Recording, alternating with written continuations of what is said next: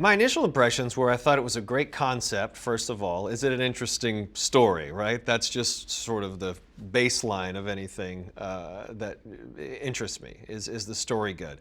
So I love sci-fi and don't get a chance to do it a lot, so that was a big bonus for me. I had such a great time working with Roland on Midway that it was an easy yes to say yes. Also, I felt like this role was different for me in roles that I've done lately. But my first impressions of the script were that I love that it took this huge. I love that it took this huge disaster film idea, but really base it around one of the most interesting and controversial questions of evolution versus creation. And so for me, that was really fascinating to me. I like when you can use a movie, even a big splashy popcorn movie, to at least just drop something into the conversation. I think that's really fascinating. It's hard to sort of fit this into the Roland canon, other than yes, it's this big epic movie that he knows this space. He's not afraid of the scope of a movie. No set or piece is too big. Like he rolls with it. That's actually when he gets really into it, because he's got such a vision in his head that we're all trying to just hold on and figure out where he's going with it. But I think above all, the one thing that if I can relate this to the other Roland movies that speak to me are, yes, you can have this big spectacle, but you really have the human emotion that drives the story, because you have to have people that you care about. And that is something that you see a through line with his movies, especially the ones that become these big successful films, that because they can cross over just from being a big popcorn movie to going, I really loved that performance. I loved that character. I felt so much for that character. So he really likes to bring out that emotion. So from that perspective, you really do see these different storylines that each have such a tremendous amount of heart. The nuts and bolts of the movie are the moon is coming towards us. We don't know why, and it's left up to the astronauts who have an experience, me being one of them, that 15 years ago was up there and saw something crazy extraterrestrial, and caused a fellow astronaut of mine we lost him. So I carry that guilt, being the captain of the ship, and over the course of the film, as the moon is coming towards us, we don't quite know what the moon is. Is it a planet? Is it something built? If it is, who built it? And what is this impending doom threatening the world, our world? So astronauts, even though I'm out of it, astronauts have to go back in and figure out what is the problem, and all is not as it seems once we get up there. That's the cleanest version I can tell of a script that's very long. Present day Brian is in a pretty terrible place. Jobless.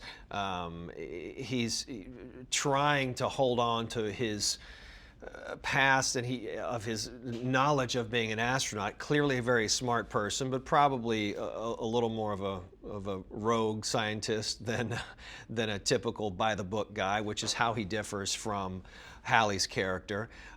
She still has a government job, and he resents that, and he carries a lot of guilt for what happened at this failed mission several years ago, which got him out of NASA.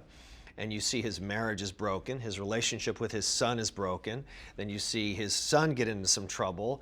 Brian wants to do anything he can to help his son, but he just doesn't have the capability. Everybody that's given him favors, they're running out. Like he's trying and failing over and over and over, and has a lot of personal problems and demons that he can't overcome. I know I'm a father of two boys. Mine are younger than Sonny in this film, but I think every parent can relate to that. I think the thing about Sonny and his relationship with his father is, no matter what the reasons are that your dad is AWOL, doesn't matter to a kid. Just doesn't matter. So you understand Sonny's point. You weren't there. You're not around.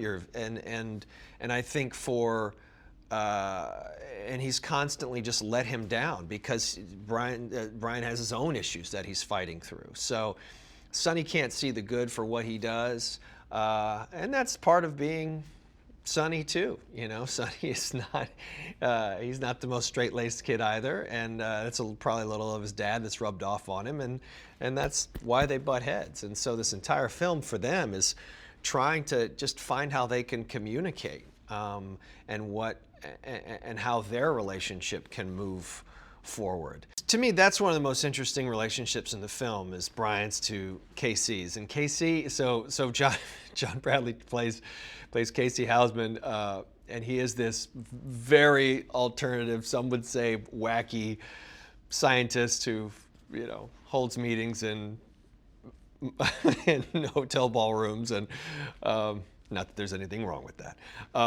But he's, yes, his theories are very outlandish. The reality is, Brian is he's the only, in our movie, Brian is the only one who has seen what's up there and what is this impending threat, because his other partner, Marcus, spoiler alert, does not make it in the first few minutes of the film. And Halle's character does not see it, so she has to trust my word, and she doesn't at the time. And that is a major source of contention between those two. So Brian harbors this secret of what he saw up there, which he couldn't even wrap his head around because it was some alien life form, and it was horrible and terrifying and something he's never seen. So naturally, when no one else on earth can believe him or doesn't want to believe his stories, the guy that's giving the most outlandish theories, which is KC, there's just something there that it's like, you know what? I bet this guy would believe me. That's the crux of this, of Brian, is no one believes him, no one trusts him, because it does seem so outlandish. And it doesn't help that he always shoots his mouth off and shoots himself in the foot. So that's not helping the cause. And I think he carries a lot of resentment towards Fowler, towards Halle's character, because, and I can't knock it, you know, she wanted to continue on with her career, and they and moved up in the world, and he, felt really betrayed by that. If anything, I came in with too much knowledge of what it's like to act like you're floating, because I did that for an entire movie, which helped, I will say. But yeah, you know, it's always it's always tough. It's always tough to pull that off, because you're concerned. It's not even the movement of getting through something. It's when you're talking and doing a scene, and where you're, any astronaut will tell you your hands naturally fly here. Of course, if I did this in our scene right now, it would feel sort of odd. So you're trying to find that balance between what looks right and what's realistic, and we're not making a documentary and all of that kind of stuff. But it for sure is a much different feel. All these apparatus, the apparati, all these things that we use to try to pull this off, it can be pretty difficult. I didn't do too much training in that, although the spacesuit we did a couple, about an afternoon in trying to get used to, because they are incredibly cumbersome and heavy. And my apologies to the people who make them, but they are not great to wear. What to say about Halle Berry? For me, one of the things coming into this that I felt like was going to be difficult is Brian being very, very angry with her, because she has such a warm and welcoming face, to say the least, that you want to get along. You want there to be chemistry, and which of course there is, but it's so if anything, trying to work in how we were angry with each other became more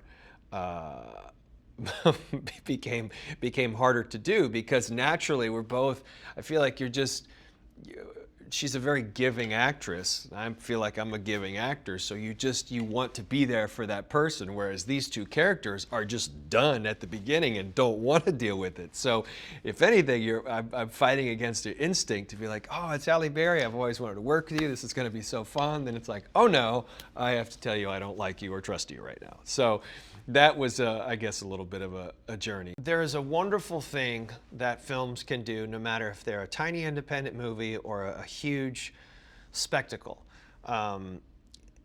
which is engage in conversation, can make you think. Maybe it can change the way that you look at a certain subject. Maybe it can open your mind, even if it's not some heart-wrenching drama, even if it's a big, fun, splashy spectacle. And I think this movie can do that, and does that in a couple different ways. I think it does bring up the fact that, and it's no secret with the creation of AI and the worries of machines rising against you. I mean, Terminator dealt with it, but there is an increasing fear that is very real. You know, I think art imitates life, and I think that in the science community, I think that is a legitimate fear of, if we create something so much that takes over, that has such power with our increasingly technological society, what does that mean?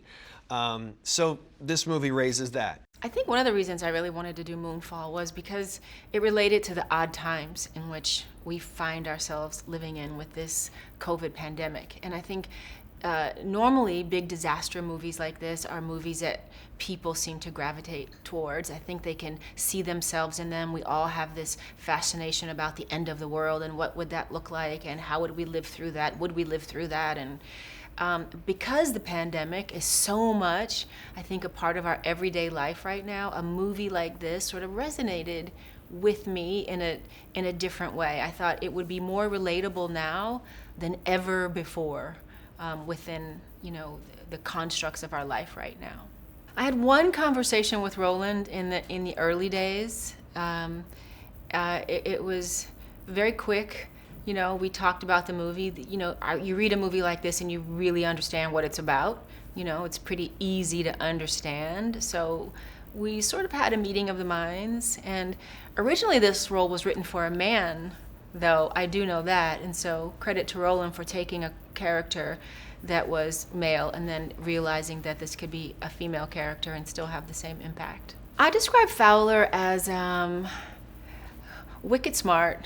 I think she's a woman who survived in a man's world. You don't become an astronaut, and when we find her, she is, the deputy director of the NASA. You don't find a woman in that position who isn't extremely intelligent, strong, has a real sense of self about her. She's very willful. She's had to survive in this world and hold her own, and so that's how I describe her. She's strong. I love characters. I love women and characters like this. Yeah, I think we find them in the beginning, and they're the best of friends. Like, Brian was at her wedding. She clearly knew he knew her husband, and they were like workmates. Like, I was his, work wife, and he was my work husband, and very, very close. And then this event happens in the movie where we get estranged. There's sort of a misunderstanding, something very confusing and scientifically unexplainable happens, and my character doesn't exactly stand up for him the way she probably could have, and he sort of takes the fall, and sort of that starts the beginning of the unraveling of their relationship. And we get to visit them again in the movie, and they have a chance to sort of wrong that right, to come to terms with what happened and realize that neither one of them were right or wrong. It was just a very unfortunate situation that was hard to explain. And they sort of went their separate ways as a result of it. Well, what's happening is the moon is threatening to crash into Earth. And when it does that, before it gets there, it'll break into a billion, trillion little pieces that will all come crashing onto the Earth and will pretty much kill everyone. So, they've got a big problem that they're trying to figure out a way to solve. And what we come to find out is that there's some sort of alien force at work, and it goes against everything that science believes. So you have the battle of science and metaphysics and what is possible in both of those realms. But it's clear that something is happening that has caused the moon to move out of its orbit and start descending onto Earth, and there's a ticking clock on it. So if they don't get up to the moon and figure out what this thing is and sort of destroy it, then little by little, the moon is moving closer and closer to the Earth and potentially causing destruction. That opening attack, first of all, we're looking at nothing. There's nothing.